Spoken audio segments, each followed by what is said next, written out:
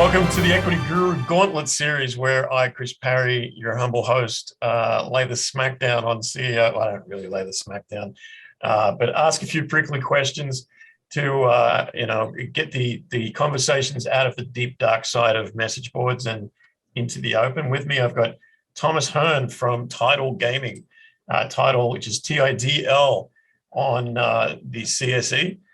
Thomas, how are you? Thomas or Tommy or Tom? Tom is fine.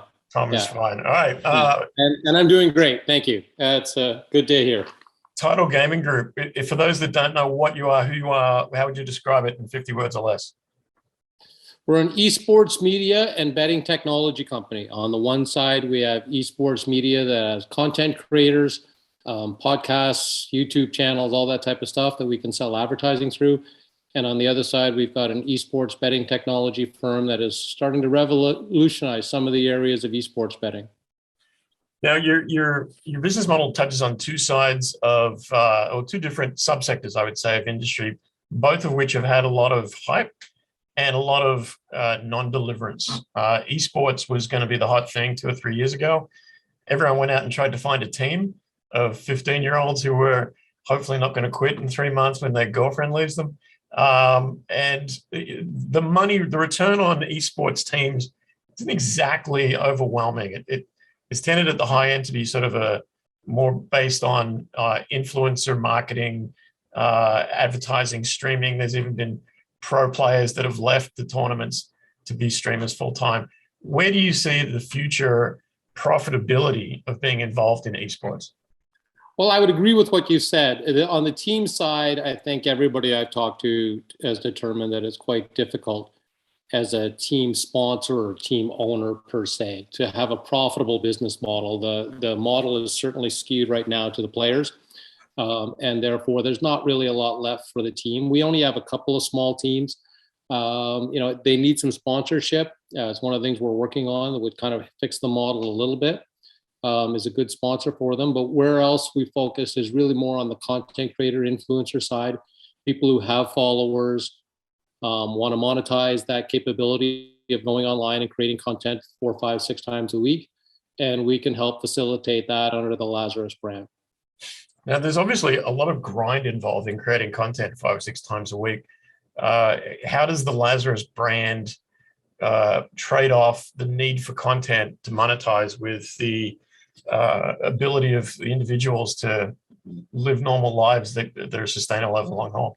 Well, and for some of them, this is the normal life. This is what they want to do, and this is the type of business they want to be in. Others will stream less, obviously. It's the interesting part of it is just trying to find the right balance of people. People who want to put a fair bit of time into the streaming category, enjoy doing it, maybe are very good at playing that particular game, and very good at communicating with their audience and being a good brand ambassador. And so actually we just brought on a guy on board who's kind of helped me triage that area a bit. Okay.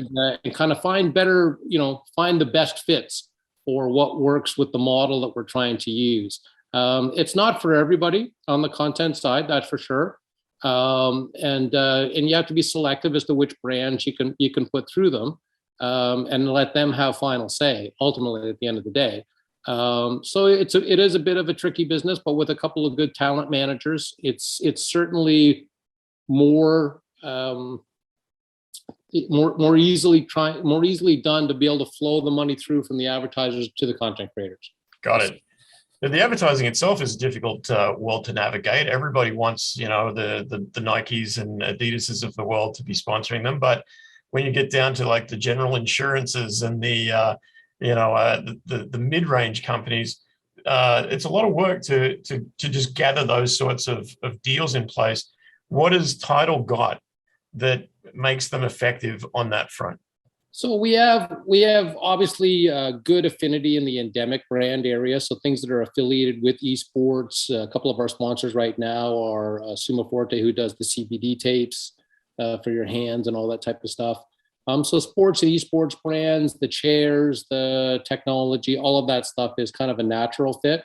Mm-hmm. You are correct in selling advertising. When I was at the Score, we found that there's a value to having some bulk. if you have the more players or the more page views you can create, the more video you can create, the easier it is to get a bigger brand advertiser to come in because there's a bigger play for them.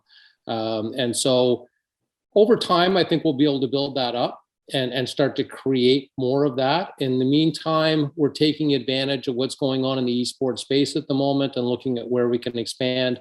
I think that actually Ontario opening up and the US markets opening up to esports betting gives some opportunities for some of those sportsbook brands to be able to come in and start to get attention of the Gen Z crowd or the younger crowd, which is a more difficult crowd for them to generally get in contact with. They advertise very heavily on TV and sports games, but that's not the audience where the younger people are going these days. So as somebody who's been playing video games, much to the annoyance of an ex-wife and lots of ex-girlfriends for the last 45 years, I always find it's weird that nobody seems to understand that the average video game player is not 18 years old, that they're closer to 38. Is the young people really the audience that the advertisers are looking for, or do they see video games as more of a blanket over the entire population? I think generally advertisers have the view that it's a younger audience. Our game players are generally skew younger, especially when we get into some of the fighting games, et cetera. Some of the driving games or NHL hockey, FIFA, et cetera, they might start to skew a little bit older, but my guess would be the average age of our player right now is around 25. Mm-hmm. When you look at a lot of the tournament teams, you definitely tend to see the younger players. Sure. It's not something that somebody stays in for a long period of time. No, in terms of audience, however. Yeah, but audience-wise, yes. And it's still, though, considered, it can't harm them by having some of the older client or older demographic in that audience. But it does give them access to some of the younger audience at the same time. So let's say like that. So it seems to me that the betting sector is really focused on a younger crowd in terms of finding customers with the ability to go out and cover losses, basically. The traditional bettor at the racetrack was a guy who might be on his last 10K to keep him away from cat food. But, 20-year-olds are more likely to basically drop some coin, go and make some more on Bitcoin and come back and do it again. On the betting front, are you seeing that in general, or is esports betting still pretty niche? Esports betting is a niche market. Let's be clear on that. Yeah, it is for sure. Is it a gateway to more traditional gambling? Or vice versa. Okay. If you have a good esports book, you can attract people. It's just a matter of it's more of an awareness type thing.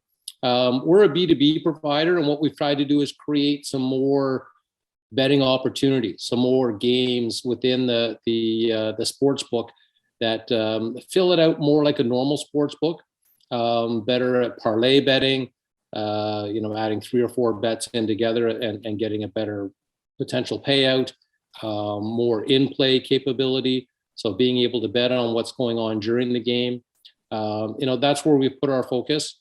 And I think if we can be successful at getting a few of those up and running and into some major sports books, then we'll find a nice market for ourselves. I'm not going to come here and tell you that I'm going to be DraftKings or FanDuel, right? Because that's just unrealistic. And frankly, it's probably unrealistic of anybody in the sports space to tell you they're going to be one of those two either, right. At least from a market share perspective. So certainly, go ahead. There is definitely opportunity in the esports space. We're seeing some books starting to generate some significant handle revenue. In good conversations with one the other day that says they're getting close to $100 million a year in handle in their book, which is getting quite substantial. And I think if more of the tournament organizers or we can bring together more of the tournament organizers to show the value of having, more audience engagement, then I think that there's some opportunities there for sure. So certainly on the betting side, there's a lot of competition for what little room there is right now. I can't turn on any sports event on TV or stream without being inundated with ads from betting companies. I noticed on Twitch recently that slots has become as competitive a space on streaming as a lot of the shooting games have. What do you need to do as a company to penetrate that market in a real meaningful way? And how much does government dragging its feet stop you from doing so right now?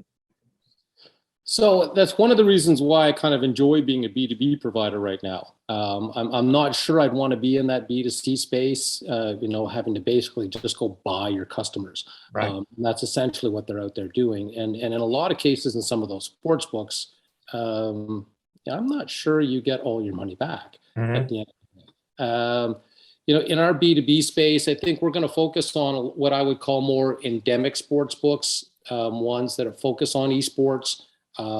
Maybe are part of an overall esports organization that has some media involved in it as well, some news following, maybe tournament coverage. I think that's where the better markets are. There are some big sports books that are going to launch some good esports books or relaunch some in this fiscal year, and we might be able to pick up one or two of those. I think that would be good for us, obviously, as well. And then we actually have built another product that doesn't really rely on a sports book. We have a product called Bet on Yourself. What it does is if you're a Fortnite or a Valorant player, we befriend you. We go in and look at your game history and make an assessment of your skill level. And based on that skill level, we can put you into an environment or in the environment that you're playing in and give you a fair set of odds to be able to play either against the environment or play against another player. And that's a product that I think can actually be almost as big as our sportsbook side, because that really is allowing the esports player to make a wager on how good they think their skill level are, and know that if they're going head to head with somebody, that the odds have been set fairly, and it's not some guy with just a brand new profile a day old, but is really an expert player who's going to take all your money, like what happened in poker and other places. So looking back through your previous companies that you've worked with, a lot of successes, a lot of exits that were substantial, but also a lot of money to spend to get those companies to where they need to be. With a $12 million market cap and probably the need at some point to go out and get more cash, what are you finding as the real differences in Tiidal between your previous work at places like Score or OpenText?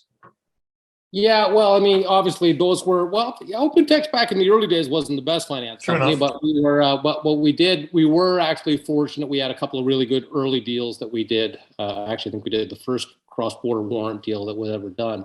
But so what I have to focus on right now is kind of my cash runway and what I can achieve. And for what I'm trying to achieve in the short term, I'm in pretty good shape because I have a bunch of books who are looking at my products, who can implement them and start to grow. And I can build that base of all of my early customers, successful customers, work through the customer service models, work through their growth and expansion.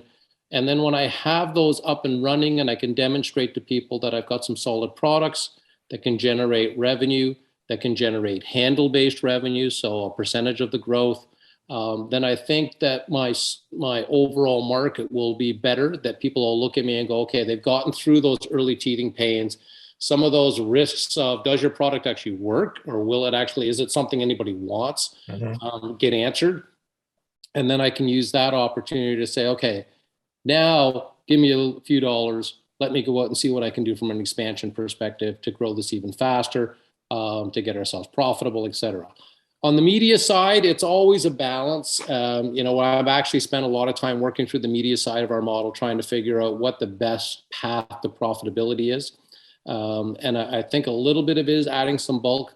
It's some geographic focus. We probably will spend a little bit more time and add a few more things being Canadian geographically focused so that we can be a bigger player in a smaller market, but one that is a good market for this type of thing, can be quite lucrative.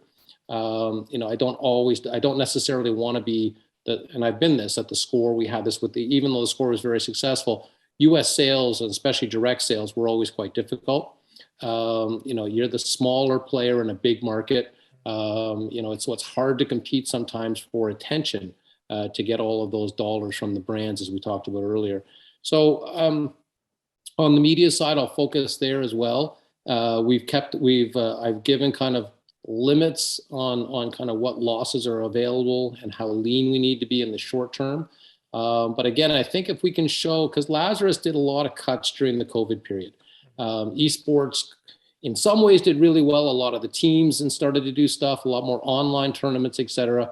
But that overall content provider, advertisers into the content provider, and with the resources Lazurus had previously before a round we did last summer, kind of struggled. So we cut that team down a bit, and now I'm just going to rebuild it back up a bit.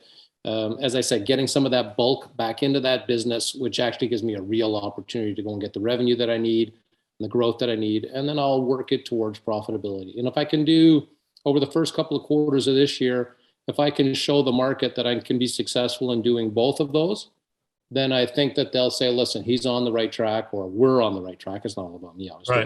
Right. We're on the right track, and it's worth some investment to see, okay, how far can we take this? So one of the things that always baffled me about the score was its ability to pivot just when things looked like they weren't going great, to pivot into a place where everyone saw the potential. It went from cable TV sports channel to an app to esports focused media site to betting. What is it? Just sort of your group had the ability to get ahead of the curve and get into something when there was an expectation that you could be the guys that do it. How big a risk personally do you take by shifting to a much smaller company that might struggle more to raise the sort of money needed to make those opportunities and pivots? I mean, personally, it is a much, much bigger risk. But it's one I enjoy that kind of thing. I never really worried about it throughout my whole career, right? From when I started at Alias Research back in 1992, and they were in the middle of an SEC investigation and a new management team and everything. I've always felt that, okay, if it blows up and it doesn't work, I'll go do this, go do something else tomorrow. That's never really been a concern in my career at all, actually. And so it's afforded me the opportunity to jump into different things. And frankly, this is an opportunity, and speaking to Zishan Kaba, who's one of the venture capitalists in the group over the fall, that I really started to get excited about. I thought it was kind of two areas that I know fairly well, media and betting. It's some products and some content that we can do some stuff with. And therefore, I thought, you know what, this is an exciting opportunity. And I was looking for something kind of that I could put my hands on and my mark on, and a team to work with. And I was very excited about what was available. Max, who runs our Sportsflare group out of New Zealand, the betting technology group, which is all out of Wellington, New Zealand, has built a fantastic team down there. I wish I could go see them, but the borders aren't open yet. So that'll have to wait till, I think, around July is when they say I might be able to go down. So touching on COVID, one of the things that I'm very focused on, I think, is if we look back in history, when the Spanish flu finally abated, we got the roaring 20s. Everyone was out of the house having fun. With COVID seemingly starting to slow down, I'm seeing the same thing. People are desperate to get out and do things. So do you think that's going to have a positive impact on generally the sports world, but also people's interest level in that would lead to betting? Well, I think one of the things it'll do in the esports world is it'll go back to these bigger in-person tournaments. So, the League of Legends used to have a big North American final, the European finals. They were quite exciting to go watch. You go down, I went to the one at the Air Canada Centre. It's like being at a prize fight. Yeah. So they're fun stuff. And I think you can run online tournaments all day long. And the NHL ran in a bubble and all these sports did, but it wasn't the same excitement level. And so I think that will be very good for the sport to do that. I think you'll see some bigger tournaments get back into play, some more money get into tournaments, interest levels will get higher, and therefore the betting opportunities in those tournaments will also get higher. Got it. So just lastly, obviously a lot of the sports books globally have Russian money connections, which one might expect might struggle in the months ahead. Is Tiidal steered clear of any potential on that front? So far, we have not had any affiliations with those, and some of the major customers I'm working with today are really generally mostly Western European-based books, and then a few that we're talking to try and enter the North American market. Obviously, there's a couple right here in Toronto that are quite interesting to talk to. We're in the Canadian market as that starts to open up on April 4th. And so no, we've been able to keep our exposure very limited in that area. Well, I think you're on the cusp of two sectors that have been maybe disappointing because the expectations were so high pre-COVID, but seem to be coming home with a wet sail right now. Is there one thing that Tiidal needs to happen that you think will really show people that you're accelerating upwards? I think hopefully we'll be in a position to be able to start to make a nice series of announcements over the next 3 or 4 months on new customers we're adding and implementing a couple of new products and some major sports books. And I think when we can do that, people will go, they've got it, and they're going to be able to, and they're figuring this out, and it's a real market, and it's a real company with real products that can grow. Well, that'll be good. We look forward to it. Thanks, Tom. It's you know what, I always wanted to talk to you when you were at the Score, because I wanted to tap your brain and figure out how you turned that company into a $2 billion exit. Because it's honestly, I didn't do that. To be fair, I didn't do the $2 billion exit. Well, I was gone before that happened. But you know what they built? Again, it's back to you build a very good product. You know the market. That app was a fantastic product. It's one that we'd incubated for 8 years and continue to build up. And so it's you know, you have an amazing product set and a market of people who really know your brand, and that really helps you. Well, let's see you do it again. I'd like to. Yes. Thanks very much for your time, and we'll talk to you in the coming months. Very good. Thank you very much. TIDL on the CSE. That's Tiidal Gaming Group. Thanks, everybody. Hey, that was great, Thomas. Thanks. Yeah, awesome. No problem. Good deal. I hope everything was okay on your side. Yes, everything seemed fine. Yeah, Good. no, I enjoyed it. You know, I love the esports realm. Like a couple of years back. What games do you play? Well, I'm a Rocket League guy. Okay, all right. I've been playing it for far too long, and I must have paid the game price about 18 times in skins, etc. over the. A couple of years ago, I walked into the living room and my kid was watching someone playing FIFA, and I yelled at him and was like, "Why don't you get outside and play soccer?" He's like, "You just watched West Ham versus Arsenal. Why don't you get out and play soccer?" Yeah, exactly, like, exactly. Geez, he's got me, the little bastard. Yeah. But we've spent many a weekend watching tournaments on Twitch and such. So I'm very sort of understanding of where the future lies. It's just always been that little bit of connective tissue between the eyeballs and the money. Always, yeah, and it's still a challenge. We're going to figure it out, and we'll find the right model for what we're doing. We historically haven't been. I don't think I probably should have mentioned. We've never really been enough of an agency, and I think that would be better for us if we did more holistic coverage of a player's, you know, environment versus just trying to pick into one little piece of it. Because most of them don't. Like, I mean, they're just kids playing video games. They don't know what they're doing.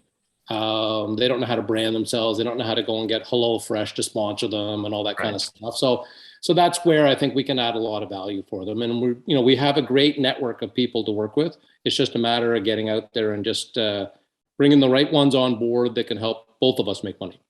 We actually, as a group during COVID, decided that the end of COVID was going to bring about a live event explosion. So we started a professional wrestling promotion off the side of our desks. And it's in 6 months, we've got to where we thought we'd be in 3 years. We just had an event at the Harbour Convention Center, and 400 people sounded like 4,000. People were so happy to get out of the house. Yeah. It's crazy. I remember the first week I was at the Score, I got the TV ratings, and I was in shock when I saw the WWE numbers. Yeah. They were just mind-blowing, like 500,000 people watching that on Monday night on the Score. And like, we got some. And that time when we ran a Raptors game, it was like 120,000. Right. Well, so we got some former WWE guys coming out for our show, and you'd be shocked at how cheap they are.